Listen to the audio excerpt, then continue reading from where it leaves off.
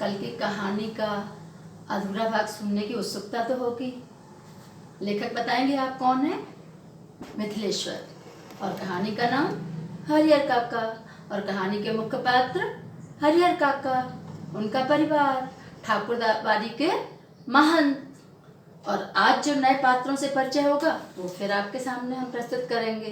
तो कल कहाँ तक थी कि दोनों ही स्वार्थी थे, दोनों ही उनका पैसा चाहते थे और दोनों ही हम कह सकते हैं कि एक ही थैली के चट्टे बट्टे थे। तो इसके बाद गांव में सुगबुगाहटें शुरू हो गई। किसी ने कहा कि ये हरिहर के घर का निजी मामला है, पुलिस तक नहीं जाना चाहिए था। लेकिन जैसे ही ठाकुरबाड़ी के संतों को पता लगा, वो जीप के साथ पुलिस के साथ आ पहुँचे थे। और जब पुलिस आ ही गई थी तो उनका निजी मामला तो अभी रह नहीं गया था। तो इस तरीके से दोनों का ही पर्दा फाश हो चुका था, ठाकुरबाड़ी के महंतों का भी और घर के सगे भाइयों का भी। अब पुलिस भी सामने आ गई थी। हरिहर काका के चेहरे पर, शरीर पर चोटों के, जख्मों के निशान भी दिखाई दे रहे थे। रिश्ते नाते के सारे लोग फरार हो गए थे। इसके बाद क्या होता, ये उनके घर की घटी दुर्घटनाओं में अंतिम घटना थी। इसके बाद हरिहर काका पुलिस की कस्टडी में आ जाते हैं। लेखक कहते हैं, यहाँ मैं किताब का संदर्भ पढ़ना चाहूँगी कि जहाँ तक मैं समझता हूँ, फिलहाल हरिहर काका पुलिस की सुरक्षा में रह जरूर रहे हैं, लेकिन वास्तविक सुरक्षा ठाकुरबाड़ी और अपने भाइयों की ओर से ही मिल रही है। मतलब क्या हुआ कि पुलिस है, लेकिन उस पुलिस को भी पैसा दिया जा रहा है दोनों ही पार्टियों से, क्योंकि दोनों ही पार्टियां अभी भी उन्हें उम्मीद है कि हरिहर को हम अपने वश में कर लेंगे। ठाकुरबाड़ी के साधु संत और काका के भाई इस बात के प्रति पूरी तरह सतर्क हैं कि उनमें से कोई या गांव का कोई अन्य हरिहर काका के साथ जोर जबरदस्ती न कर पाए। साथ ही अपना सद्भाव और मधुर व्यवहार प्रकट कर पुनः उनका ध्यान अपनी ओर खींच लेने के लिए दोनों ही दल प्रयत्नशील हैं। ये आपको समझ में आ रहा होगा। अब एक और नया पात्र जिससे मैं आपको इंट्रोड्यूस कराना चाहती हूँ, वो है गांव के नेताजी। नेताजी, उन तक ये खबर, अब तो खबर सभी जगह पहुँच चुकी थी। तो नेताजी का चरित्र क्या है कि ना तो वो नौकरी करते हैं, ना ही खेती और ना ही गृहस्थी है उनकी अपनी, कोई ऐसा काम करते हैं, फिर भी 12 महीने मौज उड़ाते रहते हैं। ऐसा कैसे संभव है? तो नेताजी हमारे यहाँ तो बदनाम ही है कि राजनीति की कोई जादुई छड़ी उनके पास है। अर्थात जहाँ ऐसा कोई हादसा होता है वहाँ वो आ धमकते हैं। यहाँ हरिहर काका के पास भी पहुँचते हैं और हरिहर काका से बोलते हैं कि क्या रखा है, ना तो ये धार्मिक संस्थाएं समाज का कुछ करती हैं और ना ही तुम्हारे परिवार के लोग। कितना अच्छा हो अगर तुम अपना ये ज़मीन किसी विद्यालय के नाम दान कर दें और वहाँ हरिहर महाविद्यालय या आपके नाम से हरिहर उच्च विद्यालय खुल जाए, तो आपका नाम पीढ़ियाँ याद करेंगी और शिक्षा के लिए भी एक रास्ता मिलेगा। नेताओं की बातें तो बहुत अच्छी लगती हैं, हरिहर को मानना भी चाहिए, लेकिन चूंकि अब हरिहर को समझ में आने लगा कि हर जगह कोई न कोई निजी स्वार्थ है, इसलिए वो बिकते नहीं हैं। अब उन पर कोई दूसरा रंग चढ़ता ही नहीं है। इन दिनों गांव में चर्चाओं का केंद्र अगर है तो हरिहर, ठाकुरबाड़ी और हरिहर के परिवार के लोग और उनकी वो 15 बीघा जमीन। कोई कहता है कि उनको धार्मिक जगह दान देना चाहिए, कोई कहता है परिवार के लोग अपने ही होते हैं जिन्होंने शुरू से हरिहर को अच्छी तरह परवरिश दी, खाना दिया, भोजन दिया, उनके घर के ही लोग तो हैं, उन्हें अपने लिए अपने ही घर के लोगों को दे देना चाहिए था। लेकिन बहस छिड़ी रहती है और हरिहर का कोई ऐसा उत्तराधिकारी हरिहर को नज़र नहीं आता है और ना ही हरिहर किसी निर्णय पर पहुंचते हैं।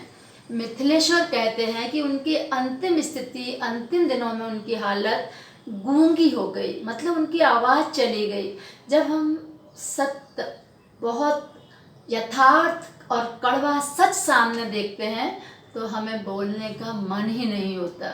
बोलने के बाद भी गूंगे जैसे हरिहर एकदम आंखों से निरी देखते तो रहते हैं, लेकिन अब मिथिलेश्वर कहते हैं कि कुछ भी बोलते नहीं हैं।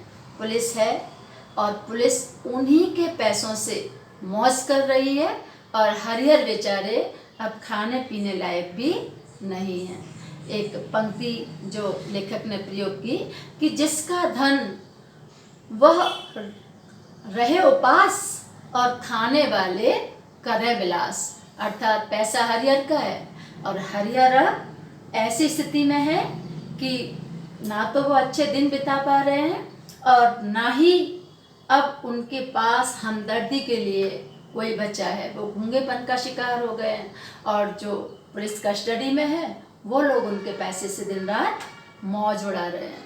तो इस तरीके से कहानी तो यहाँ समाप्त हो जाती है, पर मिथिलेश्वर आपको इस मर्मस्पर्शी कहानी से कुछ प्रश्न आपके लिए छोड़ देते हैं।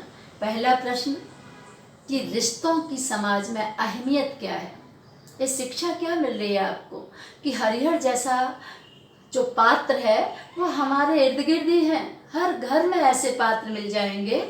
उनके प्रति हमारा फर्ज क्या है, हमारी रिश्तों की अहमियत क्या है, क्या स्वार्थ के लिए ही हम सेवा करते हैं। दूसरा, समाज में अगर ऐसी किसी स्थिति है किसी की, तो मीडिया की स्थिति, मीडिया या सरकार का क्या काम है। आपको अगर ऐसा कोई व्यक्ति मिलता है तो आप उसके लिए क्या करोगे। बड़े होकर किसी अच्छे पद पर जब आप आसीन होगे तो आपको हरिहर काका को पढ़कर गांव के ऐसे बुजुर्गों की स्थिति क्या ख्याल में रहेगी और आपको याद रहेगा कि आपको ऐसे लोगों के लिए क्या करना है। तो इस तरीके से लेखक धार्मिक संस्थाओं का पर्दाफाश करता है। पिछले दिनों आपने आशाराम जी या आपने राम रहीम ऐसे लोगों के कारनामे सुने हैं जो भोली भाली जनता को बरगलाते हैं धर्म के नाम पर और अपना उल्लू सीधा करते हैं। तो जब हमें शिक्षा का प्रचार और प्रसार करेंगे तो इस तरह की संस्थाओं को बल नहीं मिलेगा।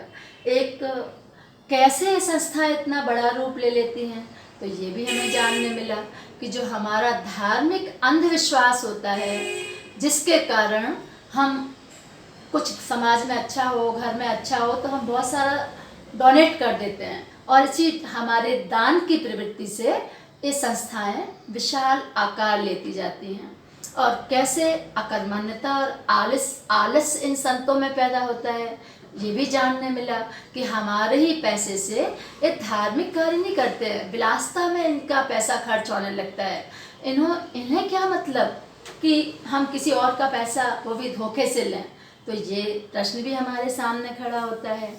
तो इस तरीके से लेखक ने कई सवाल हमारे सामने खड़े किए और साथ ही हमें फर्ज भी पूरा करने की ताकीद थी कि वर्तमान में इन रिश्तों की अहमियत समझना ज़रूरी है और स्वार्थ के बल पर रिश्ते नहीं रह जाते। तो ये कहानी यहीं समाप्त होती है।